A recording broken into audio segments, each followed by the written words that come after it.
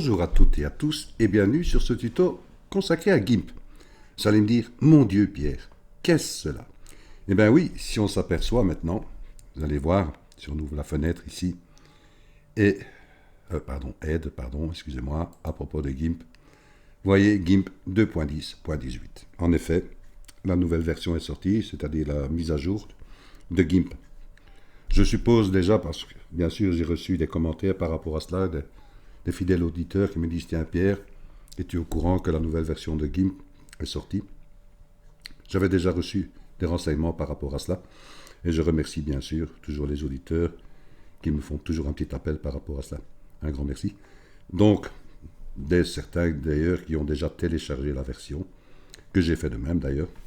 Donc ici je vais fermer, je vais vous montrer bien sûr le site de GIMP qui est celle-ci. Vous voyez, GIMP Download 2.10.18. Donc, qu'est-ce qui se passe? Mais il suffit tout simplement, si vous allez aller voir, parce qu'ici ils le disent bien, vous faites un clic droit pour ceux qui ne comprennent pas l'anglais, traduire en français. Voilà, nous avons ignoré l'annonce du 10.16 en raison d'un bug critique. Les deux mises à jour apportent plusieurs améliorations. Donc ils ont passé la version 2.16 pour directement améliorer avec la version 2.18. Donc, pardon, je reviens en arrière. Il suffit simplement de télécharger. Ici, vous avez la possibilité Linux, ainsi de suite, Mac. Vous faites simplement cliquer sur télécharger le GIMP 2.10.18. Il va se mettre dans votre fenêtre de téléchargement, il va faire son processus. Et automatiquement, vous lancez le téléchargement pour pouvoir ouvrir votre nouvelle version. Donc voilà, ici je vais fermer et je reviens ici à nos moutons.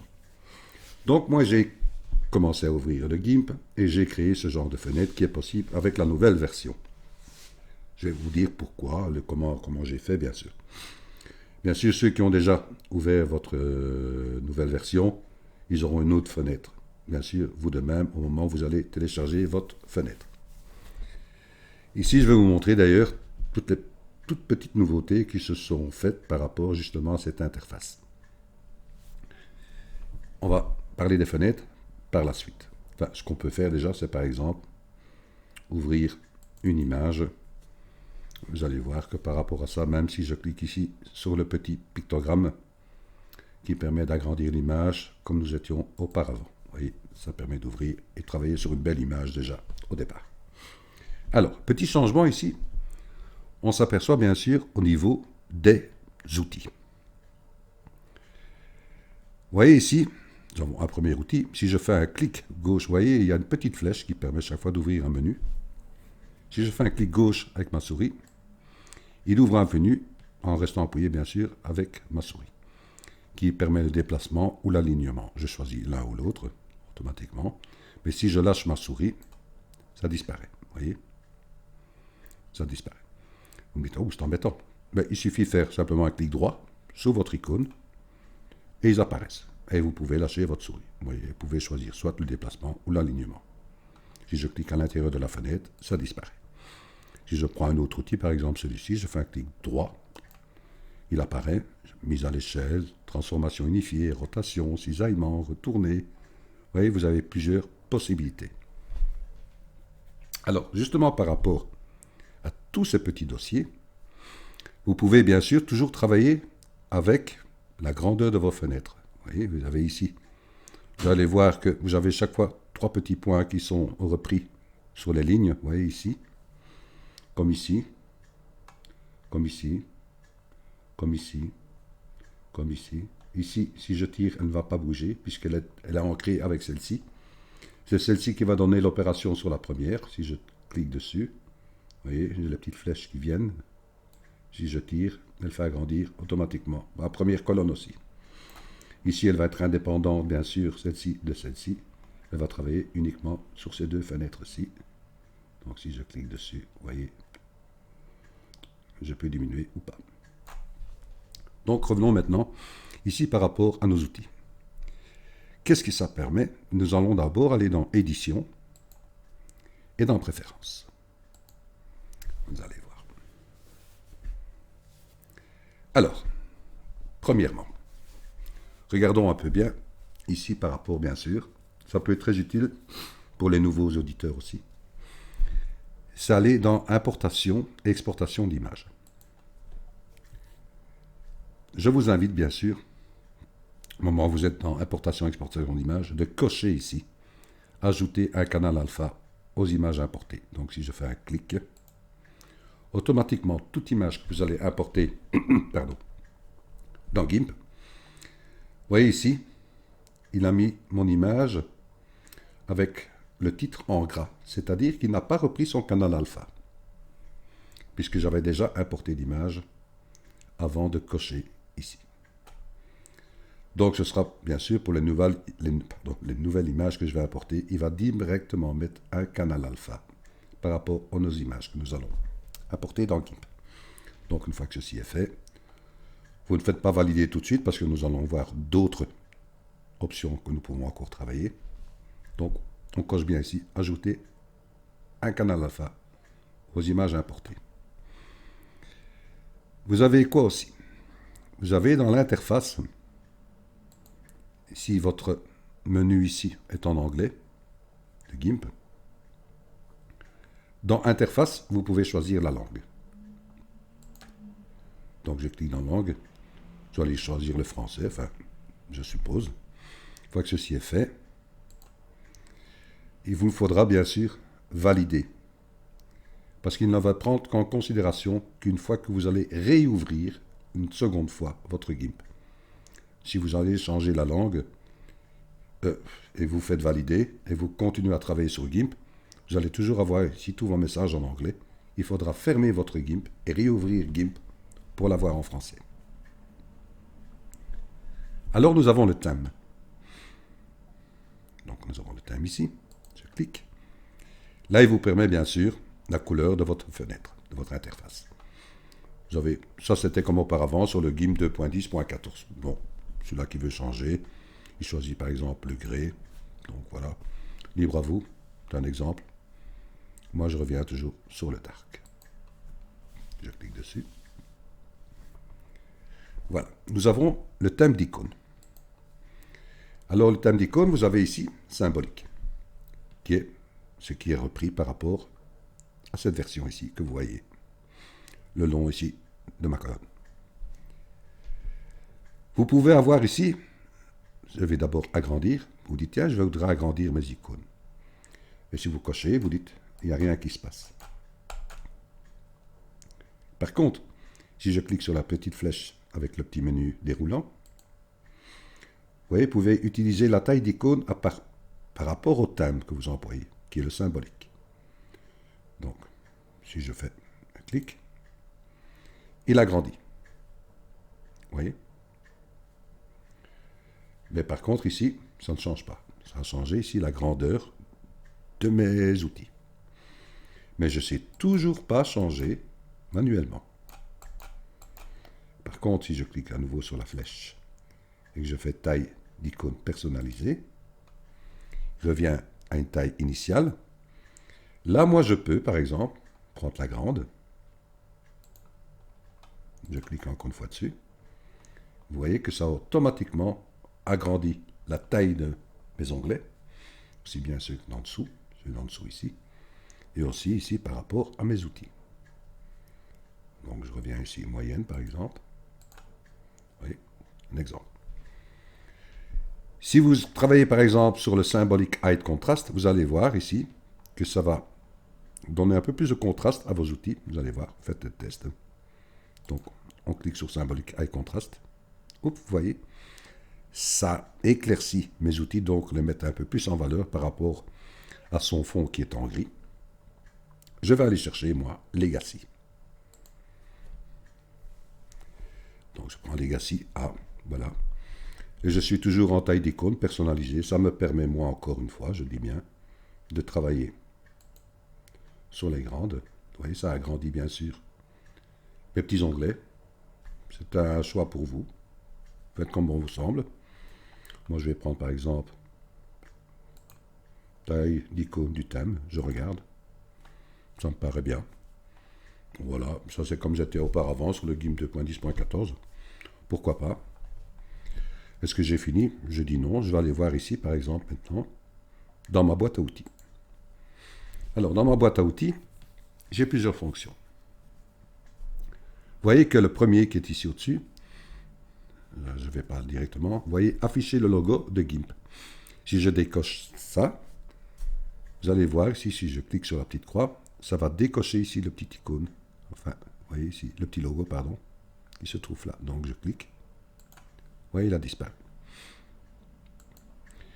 Si je clique sur afficher la couleur du premier d'arrière-plan, que je décoche la croix, il va supprimer ici ma couleur de premier et d'arrière-plan. Je fais un test, vous voyez, ça disparaît. Donc vous avez affiché les brosses, ainsi de suite, affiché l'image active. Et vous avez ici utilisé des groupes d'outils. Qu'est-ce que cela permet? Mais vous voyez que tous mes outils sont regroupés dans des groupes. Vous voyez, vous avez l'outil de déplacement et l'alignement qui est dans un groupe, que vous voyez là. Vous avez sélection rectangulaire et elliptique qui se trouve là, qui sont répertoriés dans un groupe, ainsi de suite. Vous pouvez décocher ici, utiliser des groupes. Qu'est-ce qui va se passer au moment où vous cliquez dessus? Vous allez voir.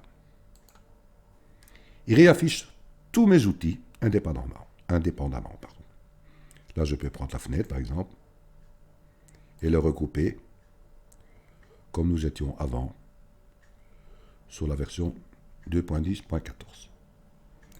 Bien sûr, c'est bien ce que je dis, c'est encore une fois libre à vous, votre choix bien sûr, personnel. Donc si je vais remettre une colonne, en étant sur une colonne, naturellement vous n'avez pas tous vos outils qui sont apparents.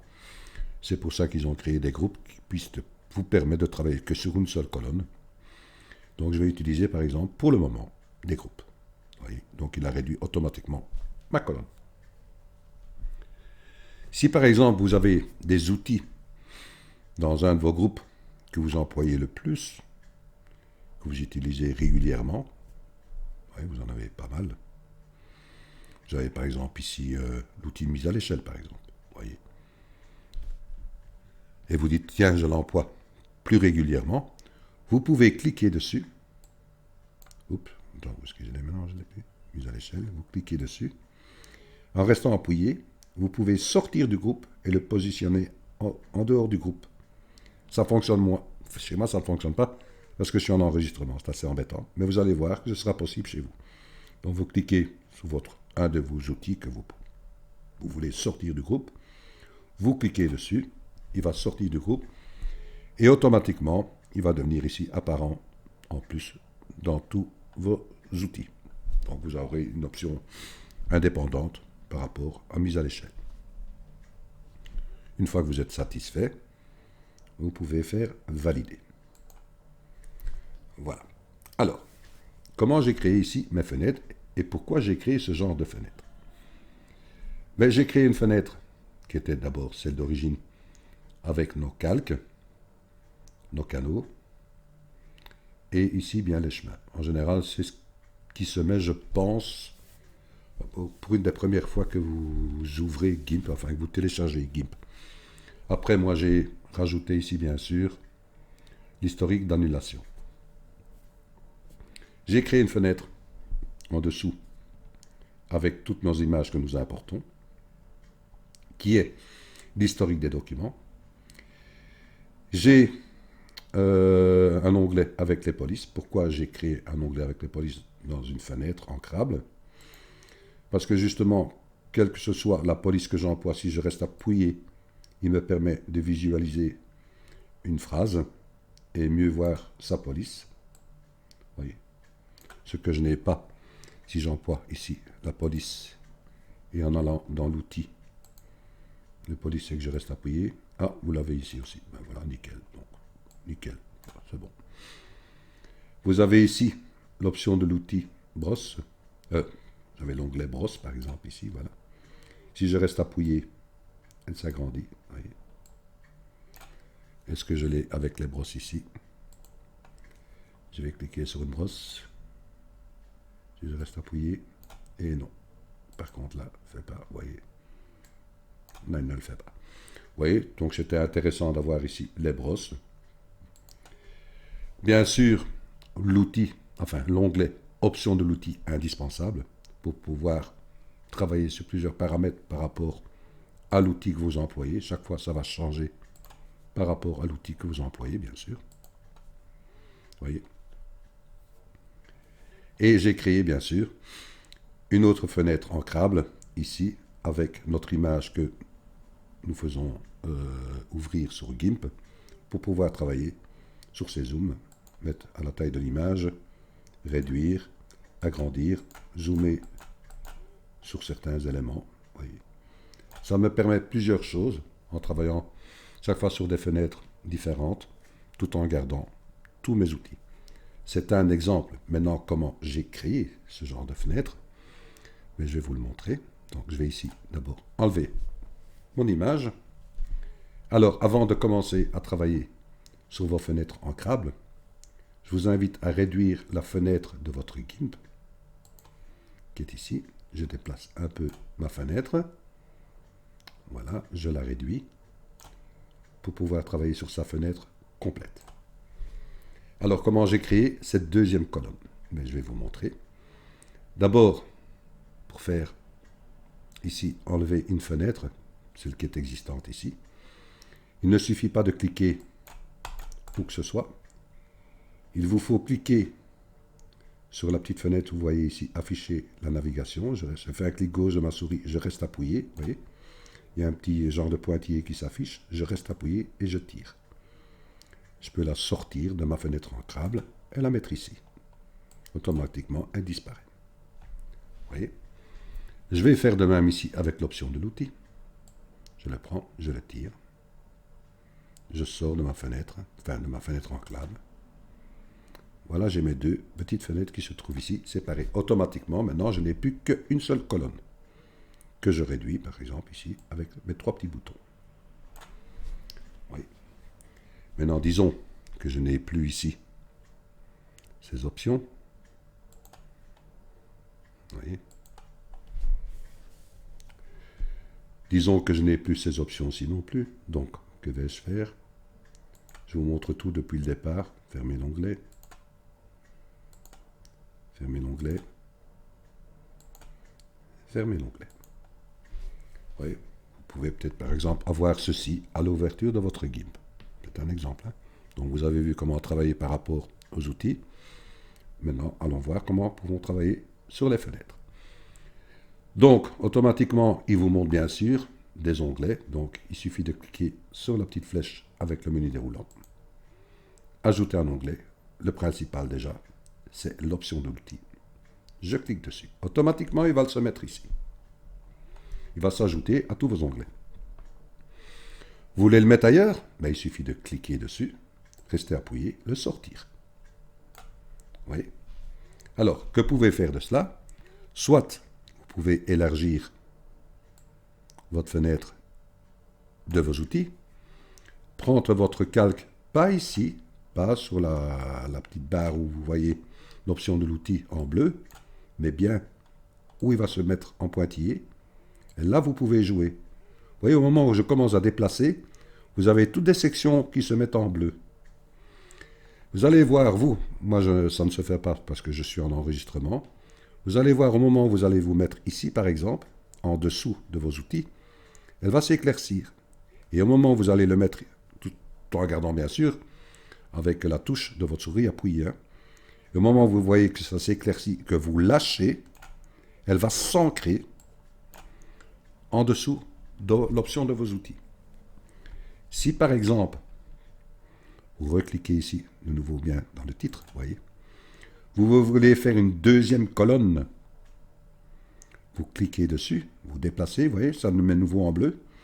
Et au moment où vous allez venir avec le coin, vous voyez, le coin gauche ici de ma petite fenêtre, et que je viens sur la zone bleue, vous allez voir que si vous voulez mettre une colonne supplémentaire, vous allez voir que votre ligne bleue verticale va s'éclaircir. Au moment où vous allez le coin, vous voyez le petit coin qui s'est mis en noir, et que vous voyez que votre ligne bleue verticale s'éclaircit, vous lâchez à ce moment-là, moi ça ne se fait pas parce que je répète, je suis en enregistrement.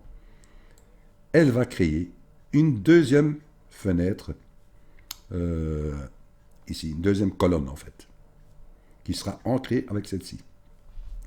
Si par exemple, vous voulez mettre l'option de l'outil en dessous, maintenant c'est libre à vous, hein, parce que c'est ce que je dis. Je ne vais pas dire l'option de l'outil par exemple en dessous, je vais aller prendre par exemple, ajouter un onglet, je vais prendre l'historique des documents, c'est-à-dire toutes les images. Vous voyez, comme j'ai rajouté, elle va se mettre ici, je la prends, je la tire, je la déplace, voilà. Il vous suffira de nouveau à cliquer ici, vous voyez, pour afficher tous ces petits pointillés. Venir en cliquant dessus, rester appuyé. Vous voyez, ça se met en zone bleue, soit sur la ligne verticale pour faire une colonne, soit en dessous de l'outil. Là, ce n'est pas intéressant. Mais par contre, recréer une deuxième fenêtre ancrable, vous allez en dessous, sur la ligne horizontale bleue, et au moment où vous allez voir qu'elle se met en bleu clair, vous allez voir, hein, ça va s'apparaître chez vous. Vous lâchez, tac, et elle va s'ancrer dedans. Donc vous allez pouvoir créer ainsi de suite toutes vos fenêtres. Donc ici, je vais couper moi la vidéo, bien sûr je vais vous reprendre après, mais comme ça j'aurai créé bien sûr mes fenêtres ancrables. Donc je vous reprends bien sûr tout de suite après. Alors à tout de suite. Voilà. Donc une fois que ceci est fait, vous voyez, j'ai rajouté ici une fenêtre ancrable en dessous de ma première colonne avec l'historique des documents, la police et les brosses. J'ai rajouté une deuxième colonne avec l'option de l'outil et une deuxième fenêtre ancrable dans ma deuxième colonne avec afficher la navigation. Une fois que ceci est fait, vous remettez votre fenêtre à la grandeur maximale. Donc voilà, bien sûr ici je réduis au maximum, voilà, ainsi de suite. Et je vais remettre ici ma colonne verticale complète. Voilà, je vais arrêter ce petit tuto ici parce que ça vous donne quand même pas mal de petits travaux par rapport au rendu de votre fenêtre interface, bien sûr. Le mieux pour vous, choisissez votre meilleur compromis. Le plus facile pour vous, moi je trouve que c'est pas mal d'avoir ici une fenêtre avec votre calque, tous les calques qui vont s'afficher, que vous pouvez bien sûr. Vous n'avez pas besoin beaucoup d'éléments ici par rapport à vos images. Surtout ici le nombre de calques que vous allez avoir. Vos canaux, vos chemins, ainsi de suite, l'historique. Vous avez bien sûr l'option de l'outil, qui est toujours important, vous devez l'avoir. Et ici, côté facile, de pouvoir jongler avec la navigation sur une image, qui est celle-ci par exemple. Oui, et jouer bien sûr avec le zoom. Aller chercher telle et telle place. Oui. Réduire, mettre à la grandeur de votre fenêtre. Oui, ainsi de suite. Et jongler avec ici tous vos outils. Et bien sûr, le prochain tuto, ce sera par rapport bien sûr à toutes les petites nouveautés que nous pouvons trouver par rapport avec des nouveaux outils et certains filtres qui peuvent être très intéressants. Donc un grand merci de votre écoute et bon amusement sur votre nouveau GIMP. Je ne sais pas si je vais garder cette option-là, je ne sais pas encore. Je vais travailler dessus pour voir pour le prochain tuto si ça m'arrange ou pas. Ou si je vais garder mon ancienne version que j'avais avec tous mes outils bien séparés, avec l'option de l'outil en dessous, je ne sais pas. Donc à très bientôt pour un prochain tuto et un grand merci de votre écoute. À bientôt.